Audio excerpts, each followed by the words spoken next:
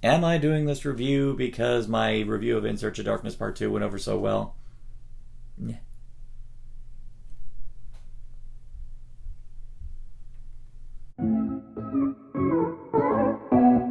Audience was ready for it, the world was ready for it. And we all wish we could be back there in some way, doing that with those people at that time. That's one of the joys of cinema.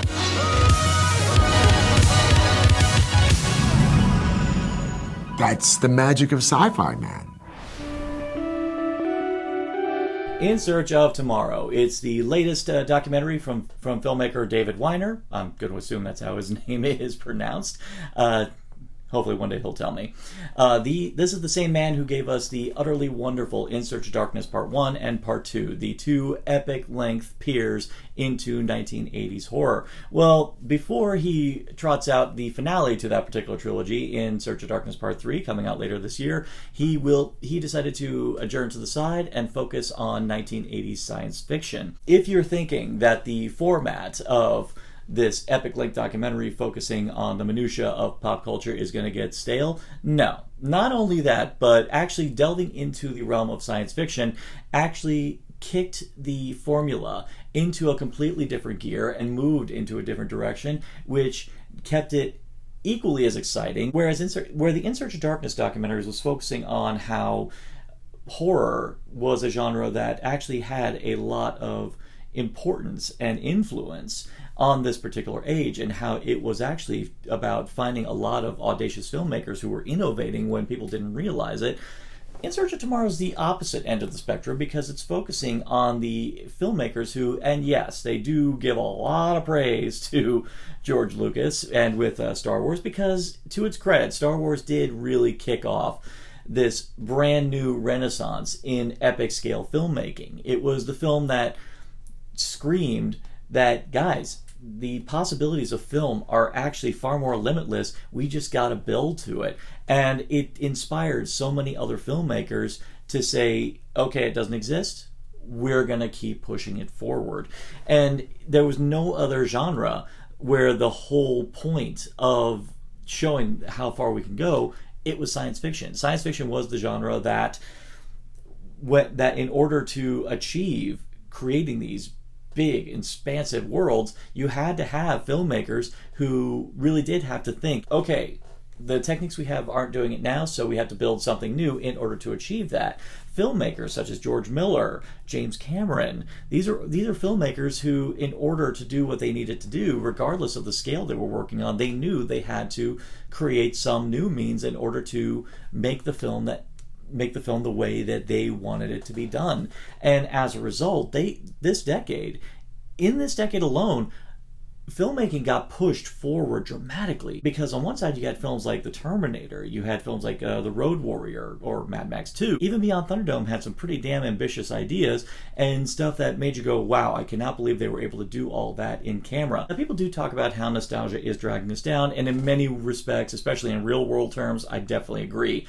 But when it comes to creativity, a lot of times we go down a different path and we kind of run into a dead end. So sometimes in order to move forward, sometimes we got to back up a bit and find a different junction to go towards. And because a lot of times we look back on the way things were done back then, as a result, we can see where we can go from there using the technology we have today. I honestly believe that because of the CGI boom, particularly in the early '00s, and people saw just how much of a cinematic dead end that was, it prompted a lot of filmmakers to look back to the works in the 1980s, especially in terms of science fiction, and realize that, wait a minute, we have the technology now to do a lot of the stuff that was done pretty dangerously in some respects in camera there, and push it in this other direction. And because of that, we get films like Mad Max Fury Road, and that's why there is a much more bigger push for practical filmmaking nowadays, because we saw what was achieved back then, and finding out that with camera technology that was inspired because of the technology that was created back then, we're able to do new and amazing things. So this documentary does an incredible job reminding us of what an influential decade this was in terms of grand scale filmmaking, and all the great artists that came from this time period to move it forward. People like Paul Verhoeven, is another fine example. In fact, actually, he was a filmmaker I wasn't a big fan of before, but then I went back and revisited RoboCop and realized this is a legitimately brilliant filmmaker. But there's also other films which you didn't realize were going to be prophetic. I mean, I've talked to Beat the Band about how Shock Treatment, predicted our obsession with 15-minute celebrities and reality television, but this documentary actually pointed out how way ahead of its time movies like The Running Man were. I did not even think in a million years that this Arnold Schwarzenegger action cheese fest actually predicted so many other aspects of our television culture. But not only that, but with technology, there's a whole bit in their spotlight on this that actually focuses on deepfakes. And I was like, this movie predicted deepfakes. That's kind of brilliant. This documentary, in terms of its progression, does follow very similarly to the ways in Search of Darkness, where it starts off with a great introduction, but then it adjourns to spotlight movies for every single year in the decade. It practically progresses exactly in the same way.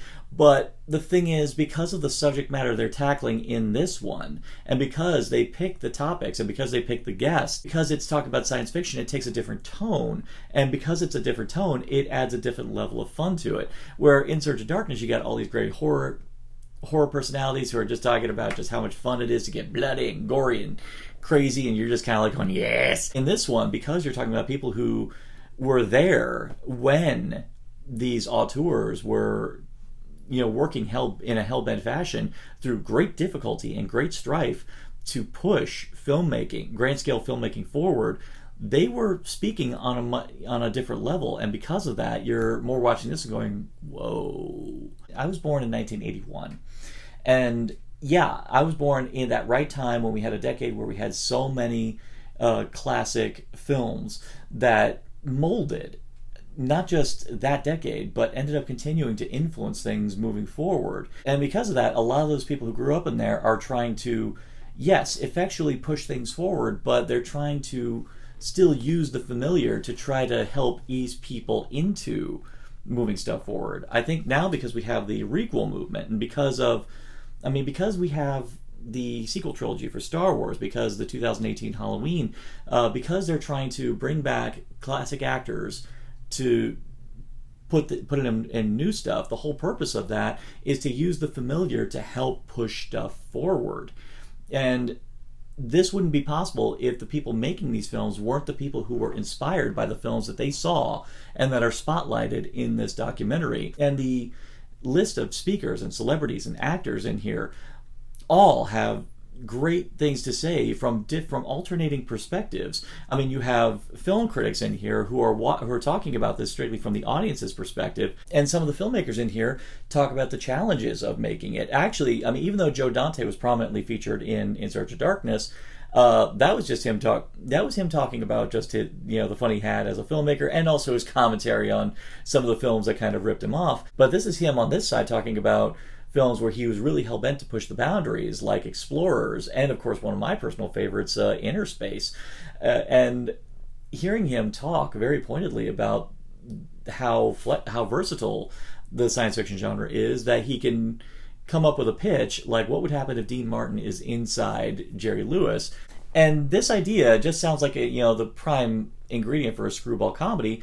Joe Dante says, no, we're going to take it a step further. We're going to innovate. We're going to create new technologies in order to really create this journey into the body. To the credit of Inner Space, I don't think I've ever countered another movie that actually dared to do what that one did, because frankly, that one did it so well that it's really kind of hard to fathom what more you could do with it. I mean, my point is, I love the movie before just as a great entertainment, and yes, just for the imagination of it, but I think I have a more profound appreciation for it now because of the way this documentary took the time to have the filmmaker really just talk about the intention and the execution.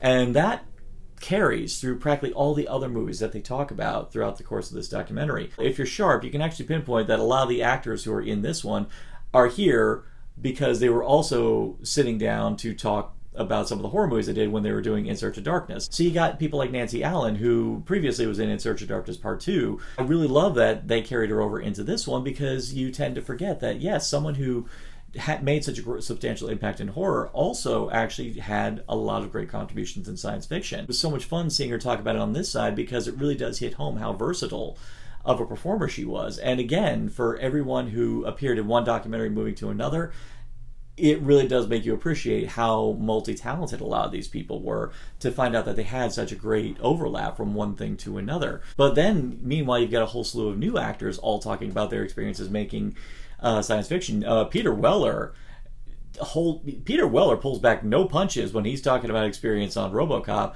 But then, meanwhile, you've got Jeanette Goldstein and Mark Ralston all talking about their experiences making Aliens and all the challenges that James Cameron had to deal with.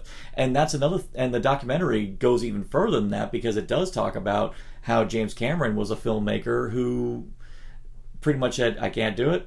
We're going to find a way to do it," all resulting in a finished product that, yeah, after all the strife and all the pain that goes through making it, when you see what's up on the screen, you realize it's all worth it in the end. I've said this before many times, how it does drive me crazy, like all these people who freely disparage films and claim that the filmmakers aren't trying. These are people who really don't know thing one about what really goes into the making of a film, and how difficult it is, and how much time goes into just one day of filming. There are times where a day of filming is devoted to just one shot, because that one shot is so complicated that they have to get everything prepped in order to get that right. And unfortunately, there are times where the shots don't go right. And if there's one genre where there were multiple days like that, it was the science fiction genre, because again, you have all these filmmakers doing grand and seemingly impossible things, and because of that, there was always this uncertainty of whether or not what they're going to do is going to pay off. There are times where, yeah, the movie looks great, but the movie doesn't get the audience, and it's painful. It's actually, in some cases, even demoralizing. In Search of Tomorrow, because it puts such a strong emphasis on the craft that these filmmakers had to put in order to make these movies, they really do hit home how hard it is, how difficult the process is. This documentary really does a good job hitting home how hard it is. And not only that, but also hit home how demoralizing it can be when the movie doesn't find its audience, and even in some cases when the initial audiences at the time disparage the film. But then later on, we'll also talk about how rewarding it is when it finds its audience later on down the line. And yes, this is kind of a carryover from In Search of Darkness, but this one hits it home on another level, because again, this is all a celebration of grand scale epic filmmaking, and because of that, as it's bigger films, they have to fight with studios on a completely different level, because the studios are more obsessed with, making sure they don't spend that much budget and put the studio into bankruptcy. So of course they're going to micromanage a lot of these films, and this documentary gets into all of that. And that's great, because it's the kind of stuff that they don't get into in Search of Darkness, because In Search of Darkness more talks about low-budget filmmaking and how a lot of those are made out on the fringes, away from studio interference. But whereas here, a lot of these movies are ones that actually where the filmmakers did have to fight with the studios in order to do it, because they were doing big ideas that hadn't been done. And if there's one thing people love to lambast studios for, because unfortunately it's right, studios are terrified of new, because new is a gamble. And they always want to bet on the sure thing. They never think about the long term. And this documentary, again, does a wonderful job hitting all these points home. And even better is that once we got to the end of the 5 hours on this one, I still felt like there was still so much more to say. In Search of Darkness Part 2 impressed me, because I thought that the first one did so well that there wasn't anything more to say. And then that Part 2 proved me wrong. This one, on the other hand, I got to the end going like, oh man, there's still so much more I feel like that hasn't been said yet. And I have heard that since the In Search of Darkness trilogy is going to be wrapping up soon, that they're going to focus on this one being the next big documentary trilogy. And with that, I am absolutely overjoyed about. I was a backer on this, so I got the digital copy early, so I got to watch this probably about a good month before its official release. But even then, it probably will be appearing on streaming in due course. So, it will pop up soon. It will definitely be worth the wait. And I will definitely tell you now, you are in for a sincere treat. And much like how the In Search of Darkness films kind of prompted you to add more stuff to your viewing list because there was so much you hadn't seen. Now, the one thing I will say for In Search of Tomorrow, at least this one, there was a lot of movies that, yeah, I've seen it. But that being said, I find myself adding movies like Saturn III, Megaforce, and Galaxina to my to-watch list. But to this documentary's credit, it made me want to look at a peroxide blonde Barry Bostwick wearing a spandex unitard. So, that's a result. So are you a backer? Have you gotten a chance to watch In Search of Tomorrow yet? Do you agree? Do you disagree? Do you think that this is just more of the same from this filmmaker? Or do you think that moving into a completely different genre opened up his formula to a brand new universe of possibilities as far as exploration of the things we loved in our culture? Leave it all in the comments below. And for more addictive content on Narcotic Casserole, simply like, share, subscribe, click, thou shalt be served.